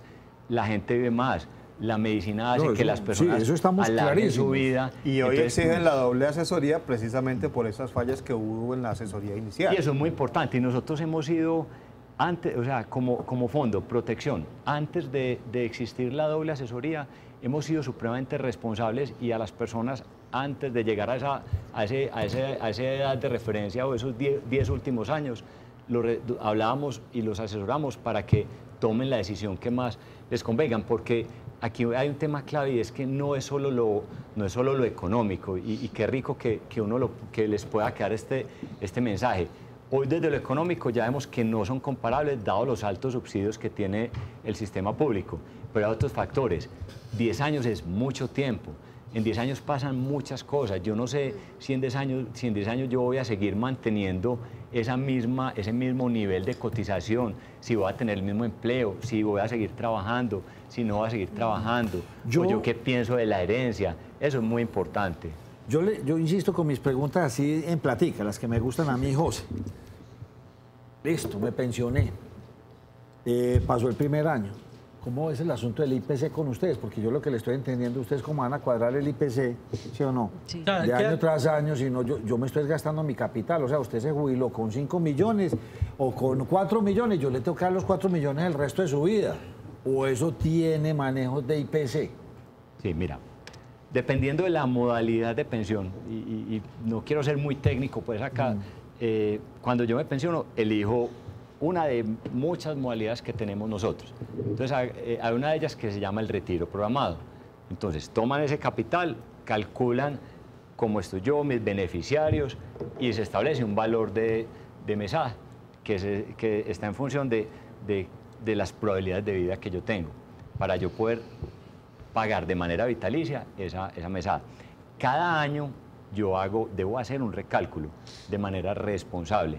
¿Qué es ese recálculo? Vuelvo y miro cómo avancé yo en ese año, cómo va mi expectativa de vida, y hago unos aumentos en función de entonces, si yo sé que tengo un cáncer y que me voy a morir dentro de un año, viejito, vamos a morir dentro de un año, entonces mejorame la pensión completamente, quiero que me la pagues full. Y le pongo datos así, pues, catastróficos, porque, hombre, por ejemplo, mi señora, la mamá de mi señora duró pues una eternidad, y hay unas cosas que son muy longevas, entonces uno va a que le recalculen, ¿usted cuándo es que? Venga, yo creo que usted se va a morir en 5 años. No, ¿cómo es eso? Porque me quedo sin entender el cálculo de vida. Nacho, usted con ese cálculo, con ese antecedente, hay que recalcularle y bajarle porque... Sí, por eso, pero ¿cómo hacen ese cálculo? No lo entiendo. Y si yo tengo una enfermedad que sé que tengo mis días contados, yo puedo ir al fondo, pero ya me voy a morir, entonces yo quiero me quiero ir a recorrer todo el mundo, ya, cámbiame toda mi pensión porque yo ya dejo de ser una carga para ustedes en 6 meses o en un año. Y ese punto no se puede. O sea, yo no puedo ir al fondo de pensiones con este tipo de circunstancias a decir que me entreguen todo mi... Pero ustedes sí me pueden recalcular a mí para tirarme a la baja si voy a tener mucha expectativa de vida. O sea, para allá sí, pero para acá no. No, pero desde el principio no. No, porque como dice que lo tiene que recalcular cada año. Si usted tiene pero no te recalculan para bajarte el monto. No. Lo que se hace es que cada año... yo no creo que sea para subir, José. Cada año, de manera responsable. O sea, la idea es estar haciendo los incrementos en el IPC. Cada año se hace ese recálculo y se actualizan las pensiones. Pero no quiere decir que entonces yo busque pagar mucho más porque la cuenta se descapitalizaría. Aquí lo que se busca es pagar para que, de acuerdo a la expectativa de vida, el dinero alcance, y esa es la promesa hasta que yo fallezca. Que es muy importante con el fondo privado, que si llegas a fallecer y tienes una esposa y ella entra a ser beneficiaria de esa pensión, lo que me sobre en la cuenta. Y si ella fallece y tienen unos hijos, estos hijos reciben todo el capital. Si son mayores de 25 años, no como pensión, sino todo el capital. Sí, o sea, lo que sobre, lo que queda en la cuenta lo reciben. Eso sabemos, la plata queda ahí. Correcto. Germán, usted iba a preguntar. Yo quiero insistir como en qué es lo que a la gente le parece que le convenga más. Usted nos decía, es que los fondos son distintos, las fórmulas son distintas, y aquí hay subsidios, aquí no. Pues independientemente, pensaría yo como cualquier ciudadano, a mí no me importa si hay subsidio o no, yo voy para donde la proyección me favorezca más. La gente debería estar allá y sin ningún tipo de tropiezo ni traba. Simplemente es, hágame la proyección aquí, hágame la proyección allá, yo me voy para allá y yo no voy a preguntar si es que aquí hay subsidio o no hay subsidio. Yo lo que insisto es por qué esas diferencias tan marcadas, aparte de esa explicación. Al final la gente tendrá que escoger donde mejor le liquiden. Aquí Germán, yo opino algo, y es, las diferencias creo que ya entendemos muy bien de dónde vienen y que se construyen completamente distintas. Cuando ya yo voy a nuestros afiliados y a todos nuestros televidentes que nos están viendo en el programa, nosotros asesoramos de manera responsable, y es un tema que se viene desarrollando a través de un mecanismo que se llama la doble asesoría. ¿Qué es eso? Que las personas que se quieran trasladar, bien sea de Colpensiones al fondo privado o del fondo privado hacia Colpensiones, deban recibir la asesoría de los dos. Eso está muy bien. ¿Eso qué es? Que estén enterados de qué te ofrece uno, qué te ofrece otro. Mi mensaje es, uno lo puede decir muy fácil, que sea solamente desde el número de lo que va a ser la pensión, pero mi invitación es que hay que considerar muchos más elementos. La estabilidad, mi expectativa de vida, cuántas semanas cotizadas tengo. Antes de entrar en vigencia la ley de asesoría en cifras del Ministerio de Hacienda, que son públicas, cerca del 90% de las personas que se trasladaron del fondo privado hacia Colpensiones tomaron una decisión equivocada porque como no tenían asesoría en lo que iban a recibir en Colpensiones, no van a cumplir las semanas, entonces van a llegar a los 62 años y no van a tener la semana, entonces van a tener que trabajar hasta los 65, 70. Sí. ¿Qué empresa los va a tener hasta tanta edad? Entonces, qué pena, Nacho, no, tranquilo. El tema, Germán, es nosotros responsablemente queremos asesorar. No es un tema que queramos quedarnos con personas a los que el sistema no les conviene. Y mi punto es, aquí no a todo el mundo le conviene el privado, no a todo el mundo le conviene el público. O sea, yo creo que es un tema de generar esa conciencia y ese entendimiento que cada caso es diferente y tiene su particularidad. Y por eso lo veo desde La Plata, o sea, por eso vuelvo con mis cuentecitas. Claro. O sea, en Colpensiones es el promedio de su salario de los últimos 10 años, sean continuos o discontinuos, como preguntaba un televidente, de los últimos 10 años. Desde que tenga las 1.300 Desde que tenga las 1.300 semanas. O puede ser el promedio de toda su vida, discontinuo o continuo. Eso sí, en la discontinuidad no pueden haber unos tiempos muy largos, pero bueno, eso es para efectos. Pero eso, usted mientras cumpla las semanas y la edad está tranquilo.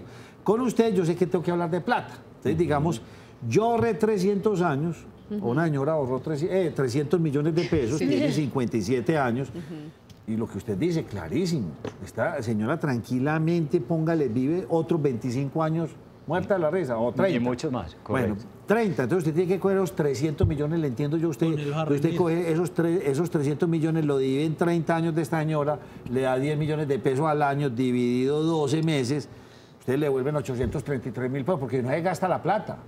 Es lo que yo entiendo. Hay que administrar. Un poquito más, porque ellos siguen dando rendimiento. Sí, o sea, yo el primer mes me gasté pero la plata me sigue dando rendimiento.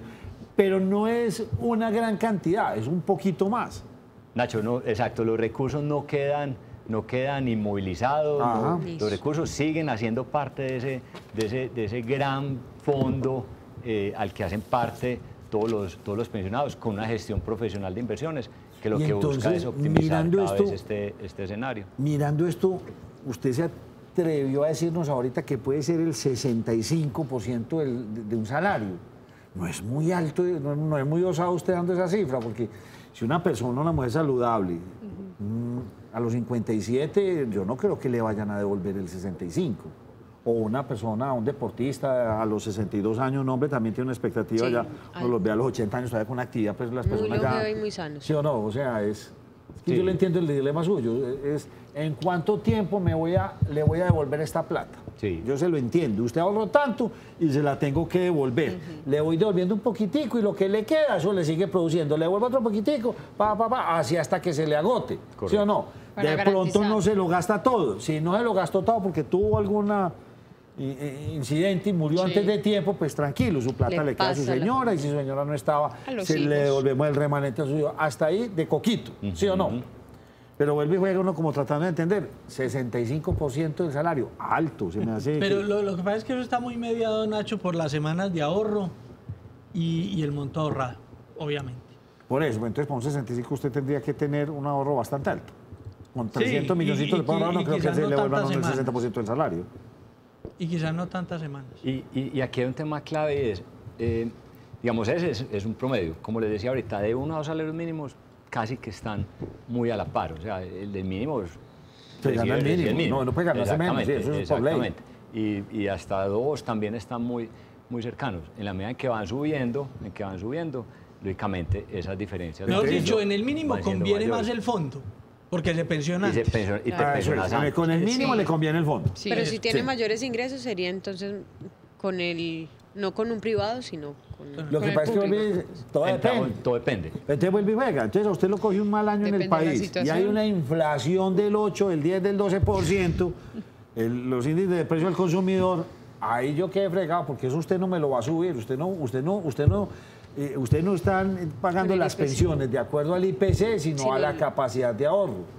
No, ya lo que es el pago de la pensión, ya yo acumulo mi capital y a partir de ahí ya empiezo a desacumular, a pagar ya en función y hago unos incrementos ya en ¿Ustedes también los proyectan? Sí, claro. Tienen proyectado la inflación total, de cada año. Exactamente. Sí, porque si no, entonces yo arranco jubilado con 2 millones de pesos el año entrante. No, usted sigue con los mismos 2. Eso sí, pues es que todo subió el 5%. Usted sigue con los mismos 2. Y a la vuelta de 10 años, usted no se está ganando nada, se está tragando todo. Nacho, ahí quiero dar esa claridad. Se hacen incrementos anuales en función de esa expectativa de crecimiento. Pero vuelvo y le reitero esta pregunta. Depende de lo que usted escoja. O sea, de cómo me voy a jubilar. No, en todos los capital, en todos los casos, para en todos los casos está proyectado eso. Total. Y si ahorita, viví mucho y me gasté el capital. Esto está proyectado para que nos aguante hasta que nos muramos. Hasta el final. Por eso. Pero ustedes no ponen la plática así o más de la cuenta. Es que un señor Aquí leía una persona que decía que el papá había superado la expectativa y le habían bajado el 30%. ¿Es eso cierto? Por el tema que nosotros estamos haciendo ese recálculo. Es para hacer que los recursos, que la plata que tenemos en el fondo le alcance para cubrir una pensión. ¿Qué está pasando? Hay personas que se pensionaron hace algún tiempo y cada vez más estamos viviendo mucho más. Entonces, cada año yo debo mirar cuánto tiempo más va a ir la persona y si ese capital me va a, digamos, a aguantar o me va para sostener determinada mesada. Entonces, es un tema que es importante y que es clave para que todos lo tengamos ahí bien. No tengo heredero, no tengo hijo. Me pregunta aquí Juan Diego García, ¿qué pasa con el dinero? Si no hay señora, hijos o parientes cercanos que puedan reclamar este dinero, se queda en el fondo, pasa alguna solidaridad. Sí, ya va a un tema pues de entidad pues de beneficio pues de fondo pues de solidaridad pues como tal, exactamente. O incluso si la persona en este caso es un pensionado y tiene una hija o un hijo, ¿por cuánto tiempo le dan esa pensión a ese hijo o a esa hija que tiene?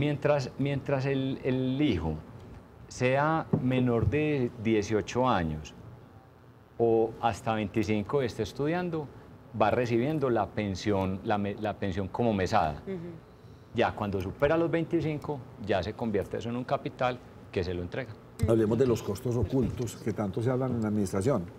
Esa intermediación vale mucho. O sea, ustedes tienen que tener gente trabajando, esto requiere un personal. Y más o menos, ¿cuál es el promedio el porcentaje que ustedes cobran o por los rendimientos o por el manejo del dinero? Esos 400 millones, ¿cuántos dan en costos financieros? Mira, José, este punto es clave. Porque si pierdo plata, hay costos. Obvio, me la están trabajando y ellos no fueron los que ellos no quieren perder, ¿sí o no? Pero el mercado dio la pérdida, pero hay costos de manejo. Sí, total. Miren, y estamos habilitados, o sea, la ley nos establece que para operar debemos cobrar una administración. ¿Qué es importante? Que este cobro de administración es igual tanto en el sistema público como en el sistema privado. O sea, es un 3% de administración. De ese 3% hay un porcentaje que se va a temas de solidaridad, a pagar seguros previsionales. Que 3% anual. 3% anual, sí. Sí. Es anual. Yo diría, por Dios, me tiro 3% anual, okay. Que se va al seguro previsional, al fondo de solidaridad. Y el resto, lo que queda, se va como comisiones de administración, que son los recursos que utiliza la administradora para su operación como tal. Pero miren qué pena, Nacho, pero miren que es exactamente el mismo cobro. O sea, y de ese total de la cotización a la cuenta individual va el 11.5%. Julián, ¿cuántos años lleva usted cotizados? Pues yo creo que... medio? No, yo creo que desde los 18. Muy bien. ¿Usted 500 de manos. 6, 7 años. Bueno, le faltan poquito, le faltan 19, son 25 en promedio. Yasmín, ¿cuántos lleva? Desde los 18, tengo 31. No, usted ya lleva bastante, ya está bastante, ya ahí vamos. Ya Lina nos contó que no se jubila, ya tiene también su buen tiempo. Lili, como están pollitas, lleva muy poquito.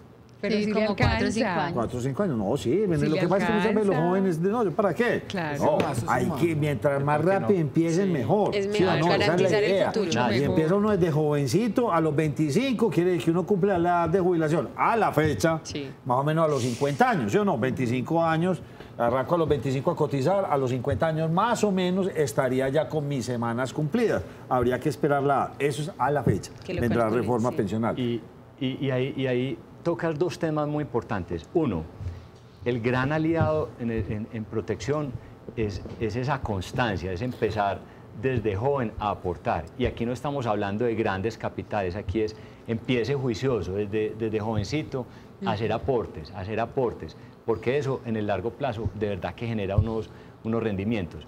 Y aquí también entro a otro tema y es, miren que hay unas diferencias, pero independiente del sistema que al final las personas elijan, independiente de esto, ¿qué pasa? Que todos vamos a tener un ingreso muy distinto al salario que estamos devengando. Entonces aquí el gran aliado es el ahorro, hay que ahorrar, hay que ocuparse de ese futuro. El mejor comentario, el de don Miguel Ángel Ramos. Pero uno a los 62 años, ¿qué hijos de 18 años va a tener? Aunque no crea, son bastanticos. José, pregunta suya y una para despedirme. Usted mencionó el tema de la reforma pensional.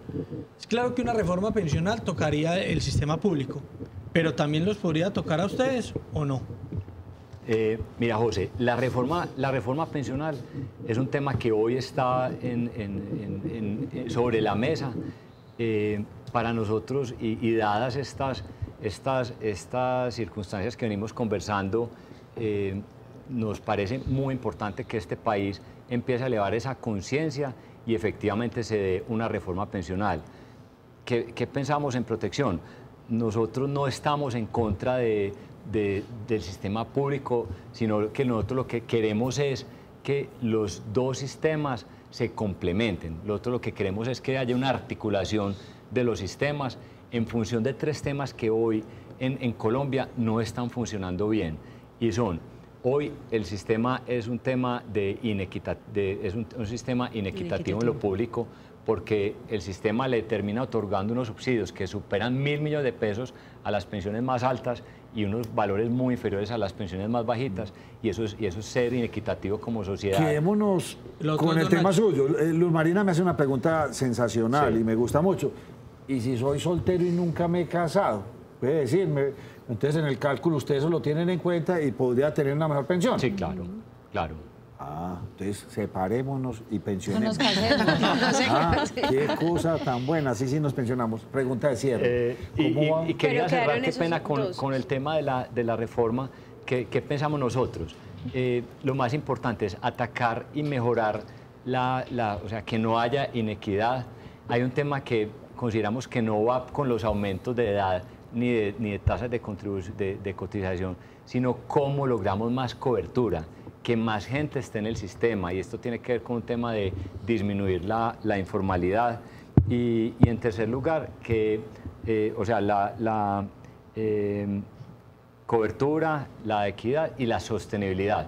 El sistema público con estos subsidios no es sostenible. Y eso está bien, lo que usted está diciendo es lógico. Lo que tal vez uno no entiende es, trabajé toda una vida, logré construir un salario a punto de incremento, estaban para que llegue al final, a los 62 años, le digan, usted ganaba 5 o 6 millones de pesos, usted se va a jubilar con 2, y uno dice, ¿cómo así? Por Dios, ¿y en qué quedó mi O sea, es como jubilé para que medio subsista, a ver si puede. Entonces es donde uno dice, sí, usted tiene razón en lo social, que sea más equitativo, pero aquellas personas que lograron construir eso durante toda su vida terminan siendo castigados al final.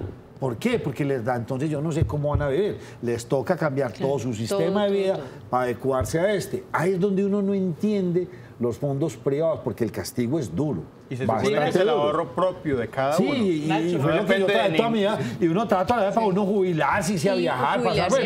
No. A no ser de que los rendimientos ustedes sean unos magos y hayan hecho que eso tenga unos crecimientos grandes, que se dan. Afortunadamente en la historia creo que no han tenido pérdidas considerables. Y hemos tenido, por ejemplo, al principio de este año unas pérdidas, pero que no fueron gigantescas y apoteósicas. Ha sido más bien un crecimiento constante comparado todos los años, y eso está bien. Última pregunta para irme y es, ¿cómo va el negocio? ¿Están creciendo ustedes en afiliados? ¿Se han rebajado? Hemos escuchado por estos días en todo el país que muchas personas tienen colapsado a pensiones de toda la cantidad de gente que se está devolviendo. ¿Cómo va las cosas? Gracias, Nacho. Entonces, antes de entrar y cerrar, quiero devolverme a la anterior y es, miren, esto es un tema de responsabilidad, de tomar decisiones informados, de los fondos. Hemos cumplido con el manejo responsable de los recursos, se ha generado ese capital y que tiene que ver mucho con que cada persona se haga cargo de su futuro. Porque no puede ser que yo llegue a los 62 años a pensar y a no haber visto nunca que ya me voy a pensionar con tanto. Es un tema de responsabilidad de cada uno, de hacerse cargo, de planear y de entender que tampoco milagro no se hace, sino que de manera responsable hacemos un muy buen trabajo desde las inversiones y que ese balance al final de pensión no es una mala gestión, es una muy buena gestión que yo no puedo comparar con lo que hoy por subsidios se está generando y que yo debo sí o sí ahorrar, porque yo si quiero mantener mi calidad de vida, yo debo ahorrar, esté en Colpensiones, esté en el fondo privado, primero. Y lo segundo, ¿cómo vamos? Vamos bien, vamos creciendo, seguimos fortaleciendo nuestra promesa de valor en protección, sobre todo con este mensaje desde hoy, o sea, de hacer que las personas se hagan cargo desde hoy de su futuro, de estar en ese territorio de la anticipación. Nosotros no somos solo pensiones, nosotros somos ahorros, nosotros queremos que la gente se haga cargo con soluciones de ahorro muy básicas, desde montos pequeños, o sea, es democratizar mucho el ahorro. Guárdela ahí desde temprano, que al final del camino le irá muy bien. Así es, correcto. Bueno, Dover, antes de que Germán nos tenga con más información, usted nos tiene una recomendación. Carlos Vallejo, gerente regional de protección. Muchas gracias por habernos tenido paciencia. Muchas gracias. Usted está trabajando en un negocio bien complicado que mucha gente ya está como, oye, eso es mentira, eso no es, eso está... Pero bueno, lo veo a usted una persona calmada, tranquila. Bueno, pues éxitos y esperemos que nos podamos jubilar. Nacho, muchas gracias a todos los televidentes. Este es un tema muy importante, mensaje, cada caso es distinto, hagámonos cargo y la solución más importante es ahorrar y tomar decisiones informados. No nos vamos con lo que la masa, porque terminamos tomando caminos que no son. Dover, recomendación, pase sus fondos para No, Nacho, mire, bueno. La recomendación es esta, a petición de todos, cómpralo TV presente. Es miércoles, yo sigo insistiendo en que el lunes es festivo. A todos los que preguntan, miércoles el doctor Tobón, día 1 de Duque, aquí lo tendremos y a los 100 días volverá a ver si todo eso tan nefasto que él dice se cumple. Pero por ahora pueden ir leyendo el libro, Estado, Política y Economía en Colombia, Capitalismo Burocrático y Gangsteril. Es decir, como que le pone, parece como un combo, ¿qué? Como Nacho, no, pero mire, es muy sencillo. El libro solamente cuesta 65.000 pesos más el envío y la venta es asistida. Usted se puede comunicar con nosotros en el 311-675-1484. Pago contra entrega en más de 300 municipios y domicilios en todo el país. Cómpralo TV, buen precio, fácil y seguro.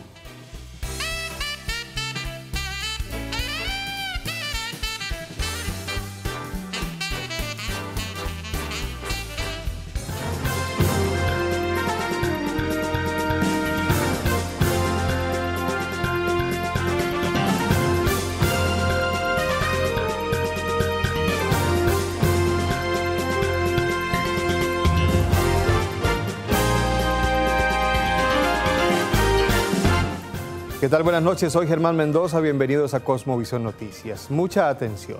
Cayó alias Igor, uno de los delincuentes más buscados por las autoridades en la Comuna 13 de Medellín. Este hombre estaba escondido en un apartamento del municipio de Bello en el momento de su captura. Según las autoridades, alias Igor sembraba el terror en la Comuna 13. Igor, cuando comenzó la confrontación en la Comuna número 13, este sujeto fungía como segundo cabecilla de la organización delincuencial La Agonía.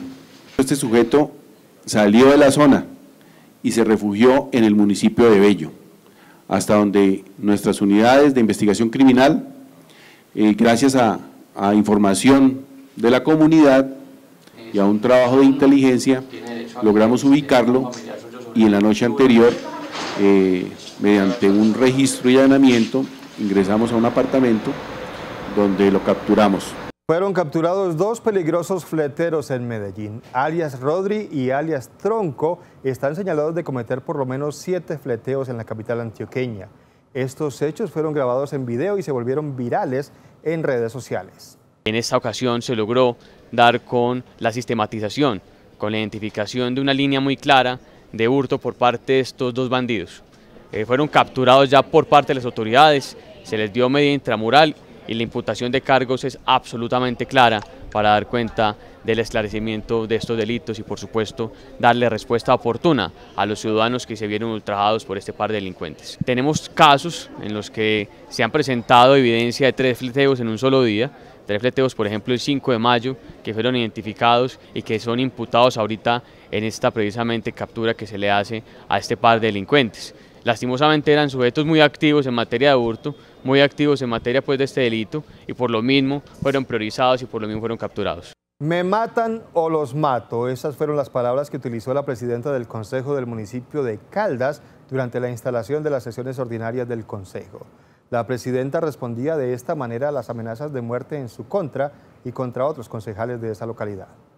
Una tensa situación se vivió hoy en el Consejo Municipal de Caldas. La presidenta mostró su disgusto por las amenazas y la información que circula en redes sociales. ¿Cómo es que me sacan un pasquín y ruedan todas las cosas habidas y por haber por las redes? Vea, señores, yo no me voy a poner mal porque me llamen Úrsula, gorda, moña, díganme lo que les dé la gana, que eso me resbala. Y no me da miedo de nada, ni de nadie. Y si me tengo que morir hoy, me muero hoy.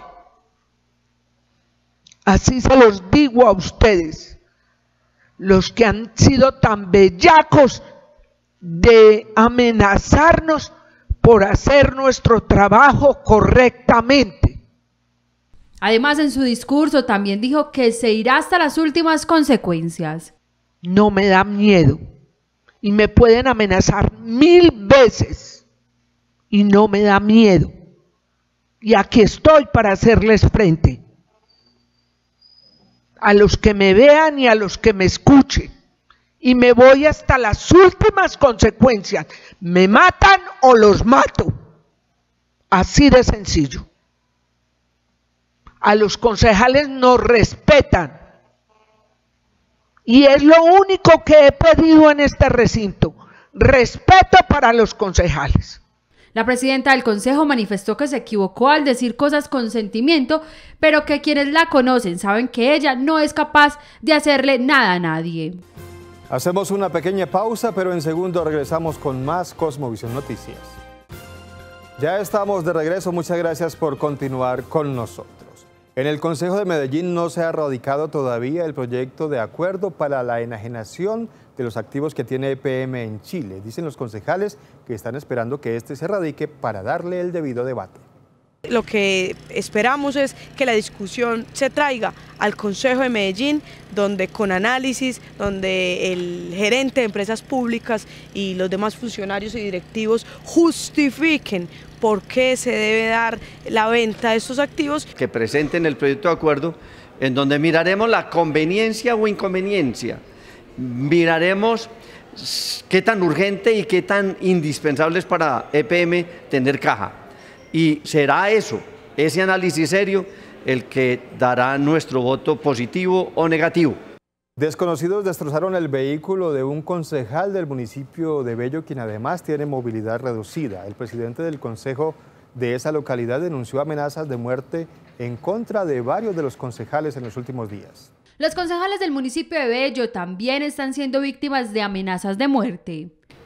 Mire, no sé si los concejales como tal habrán presentado las denuncias correspondientes a los entes competentes. El honorable concejal Camilo Callejas fue víctima de amenaza vía telefónica y cuando salía del Consejo Municipal fue abordado por personas que pasaban en un taxi y le dijeron: te vamos a aplastar la cabeza, palabras textuales.